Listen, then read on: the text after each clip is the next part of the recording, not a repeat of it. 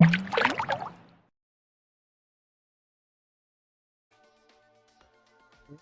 hello, GM.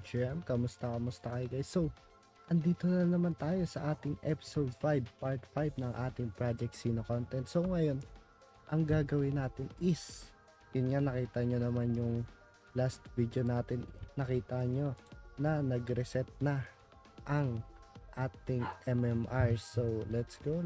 Gusto nyo ba na mag-grind na tayo, and samahan nyo ako kung mananalo ba tayo or matatalo. So let's go, MMR grind, let's go.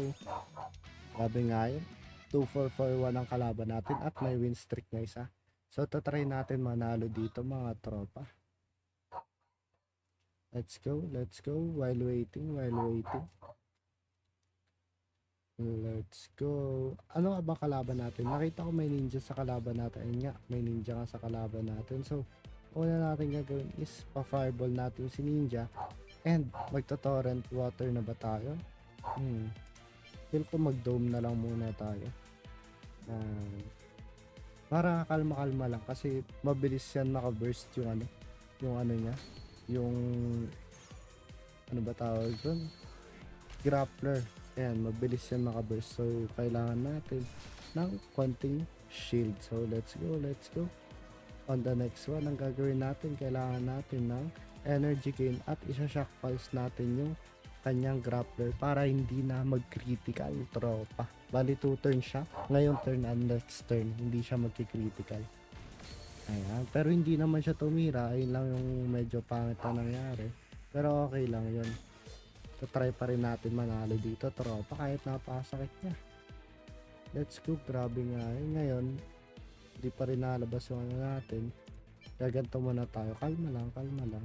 Para mamaya, dire-diretso na ang ating burst.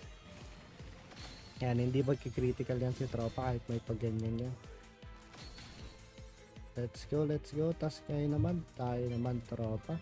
Gagawin natin magana tayo, Raging Flame, and magpo-poison bomb at magto-torrent water at isang Konohagakure ni Jutsu. So let's go.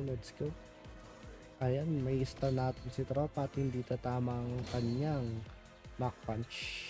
Let's go. Mag-Raging Flame si tropa, dalawang Endless Lunge at isang Konohagakure no Jutsu kay tropa. Pero yung aura knuckle niya, hindi yan tatama. Tapos meron pa tayong Underworld na bibigay natin kay tropa at magpo-poison bomb pa tayo. At isang Big Dome pa. Yan, let's go. Grabe nga yun, hindi niya na makakaya yan guys. Tapadami poison na yan para sa'yo. Abot na yan 20 plus 26. I think ay nga 26. Nagkunowichi si tropa pero may Big Dome tayo. Hindi yan gagana tropa, medyo makulit ka kasi. Ngayon, tatry natin kumalma at energy gain muna. And para next round, pwede na tayo bumers out. Yung likod niya naman is 3 skill, mamamatay na yan. Di ko sure kung papatirahin niya pa. Pero ninja yan, baka tumira pa. Alam niya kasi nag-burst out tayo last time, so ngayon baka mag-burst down siya. Ay, pero hindi niya ginawa tropa, mamamatay lang ang ating front lane kasi bumers na ang kanyang grappler. Wow, aura na kahit isang heartbreak at isang tiger fang tropa. Grabe na yun, critical. 2 hit ang kunoichi niya.